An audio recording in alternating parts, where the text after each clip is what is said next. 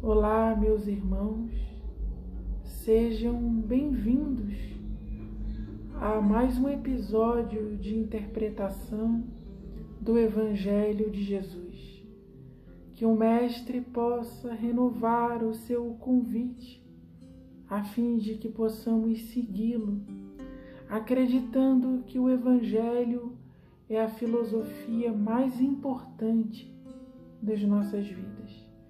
E que, se verdadeiramente vivenciarmos os seus ensinamentos, teremos felicidade e saúde dentro de nós. Hoje escolhemos uma passagem que se encontra no Evangelho de Mateus, no capítulo 10, no versículo 42. Falaremos sobre a caridade material e a caridade espiritual. Jesus transmitiu o seguinte ensinamento aos seus discípulos e à humanidade inteira: e quem der de beber um só copo de água fria a um destes pequeninos, na qualidade de discípulo, em verdade vos digo que de modo nenhum terá perdido a sua recompensa. E nós compreendemos que esses pequeninos são os nossos irmãos em humanidade. Os pequeninos estão espalhados pelo mundo. São aqueles a quem falta até mesmo a água que mata a sede, o alimento que sacia o estômago, o abrigo que protege do sol e da chuva, a vestimenta que guarda do frio. O mundo está cheio de órfãos, de viúvas esquecidas e abandonadas, de velhinhos em asilos com saudades de seus filhos, de mendigos, de viciados em drogas. E todos esses, com certeza, são os pequeninos de Jesus, porque necessitam de consolação, necessitam da mensagem verdadeira do reino dos céus. E não nos compete julgá-los, porque o discípulo é aquele que adere à disciplina do Evangelho. E quem adere a essa disciplina vai pouco a pouco vencendo a necessidade de encontrar o cisco que existe no olho do seu irmão. Prefere 1000 vezes encontrar a trave que bloqueia a própria visão. Mas não raro nós sentimos, porque somos humanos e ainda portadores de grandes imperfeições, dificuldades em doar recursos materiais e valores espirituais para esses pequeninos que nos batem a porta em todo o mundo.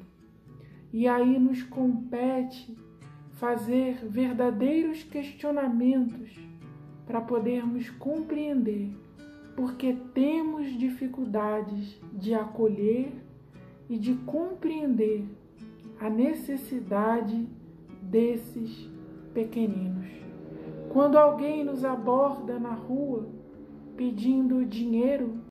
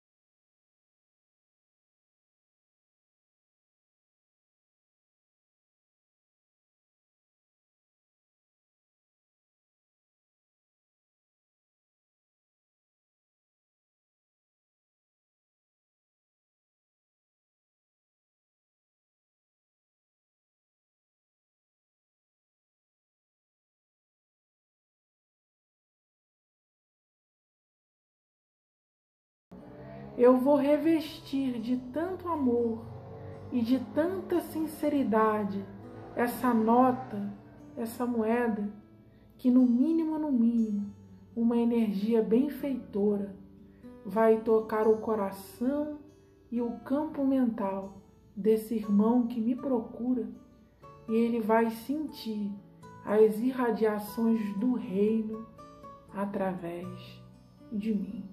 É uma cogitação mais alta, mais profunda. O discípulo foge da materialidade das perguntas mundanas e começa a fazer questionamentos e ter visões de vida eterna.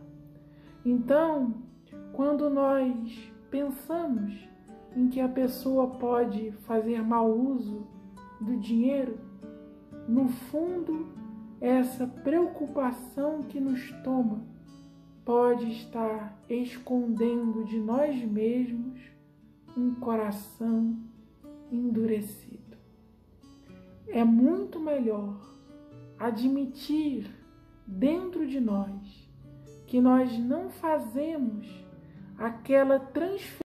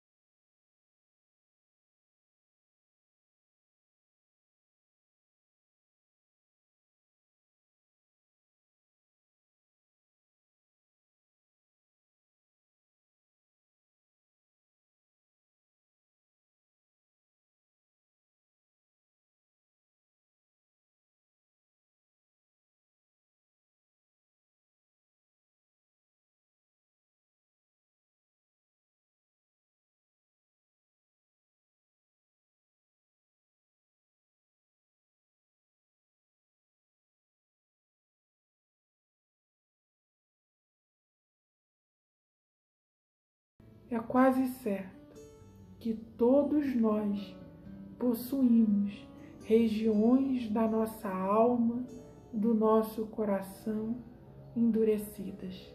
Há instâncias dentro de nós em que o amor não circula e nós adotamos como comportamento o espírito farisaico.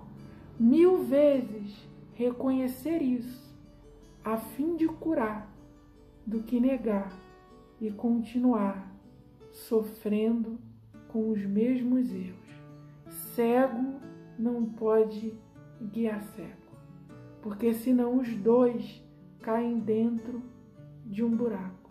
E o cego espiritual é aquele que tem o coração, que tem as intenções profundas envenenadas por uma série de amarguras, de interesses pessoais e de egoísmo, e esconde-as de si mesmo, inventando outras causas para os seus comportamentos insensíveis, quando na verdade Jesus coloca pessoas à nossa frente para que nós possamos curar aquilo que permanece para sempre, ou seja, a nossa própria alma. Quando Jesus curou o cego Bartimeu, a narrativa do apóstolo Marcos diz que Bartimeu lançou fora o próprio manto. Isso é um símbolo, uma metáfora extraordinária da reforma íntima, do aprimoramento espiritual.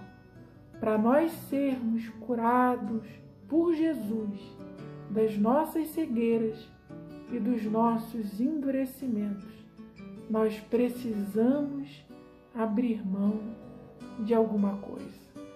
Essa moeda que nos pedem nas ruas, esse olhar de ternura que os moradores das vielas, do relento, que os descamisados, que aqueles que estão viciados por muitos entorpecentes, esses que nos abordam, no fundo, podem ser mensageiros de Jesus, dizendo assim: me entrega um manto da tua desconfiança, me entrega um manto da tua insensibilidade, me entrega a capa do teu egoísmo, tira a trave que existe nos teus olhos e me enxerga como filho de Deus. É impossível seguir Jesus sem abrir mão de alguma coisa. Não tem como negociar com o Evangelho. Ou eu abro mão de algo do homem velho, ou em mim não haverão brechas para que o Evangelho possa começar a construir os primórdios do homem novo. Conhecer o Evangelho, conhecer Jesus, é renunciar em alguma coisa. Bartimeu abriu mão, jogou fora um manto que lhe pesava na alma. E nós precisamos descobrir quais são os pesos, quais são as traves, quais são os espinhos que impedem a circulação do amor dentro de nós, para em alguma coisa nos modificarmos e passarmos a seguir Jesus Cristo com sinceridade. Sem abrir mão de alguma coisa, não existe Evangelho em nós. Evangelho, num primeiro grau, ele é renúncia. O discípulo precisa aprender a renunciar. E a própria consciência vai nos mostrar qual é o gênero de renúncia que precisamos praticar através dos nossos gestos e da nossa própria vida. Não à toa, disse Jesus, que era mais fácil um camelo passar pelo buraco de uma agulha do que um rico entrar no reino dos céus. O rico é o homem cheio de si, que não abre mão de absolutamente nada. Ele não abre mão de valores pessoais, arraigados, envelhecidos e viciosos. Ele não abre mão de culturas familiares defasadas. Ele não consegue abrir mão nem mesmo de uma parte do patrimônio que lhe sobra para dar para os seus irmãos, a fim de diminuir dores, enxugar lágrimas e consolar corações. O rico é o cheio de si. Quem está cheio de si não pode entrar no reino dos céus. Jesus foi positivo e cristalino nessa afirmação. Se você se comporta como um rico, mesmo depois de conhecer o meu Evangelho, meu irmão, você não pode entrar no reino de meu Pai.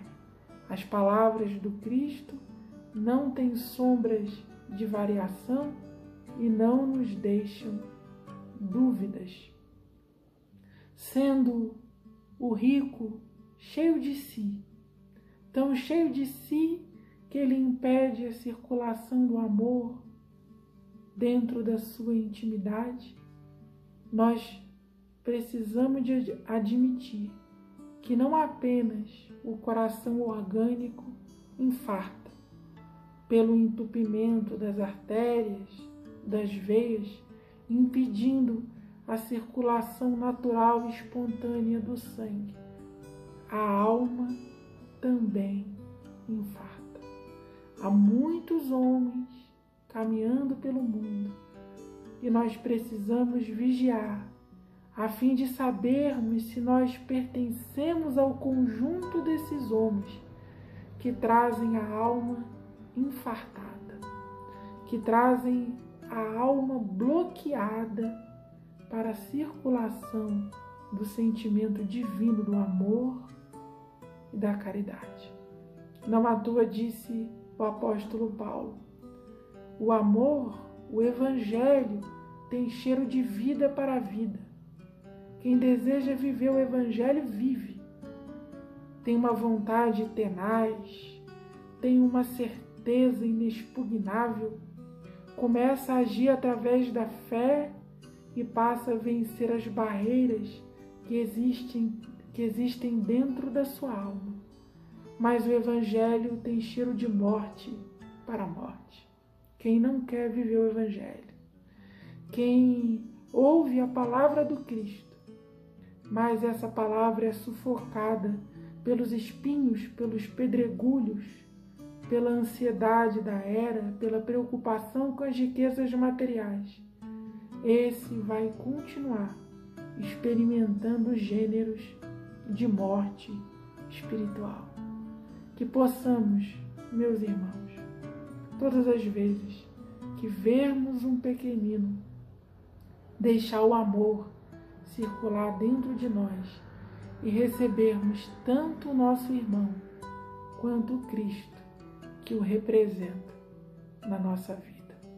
Muito obrigado pelo carinho, pelo amor de todos vocês. Continuem conosco. Que Jesus nos abençoe. Que Jesus nos ilumine nesse exercício profundo da renovação de nós mesmos. Muita paz.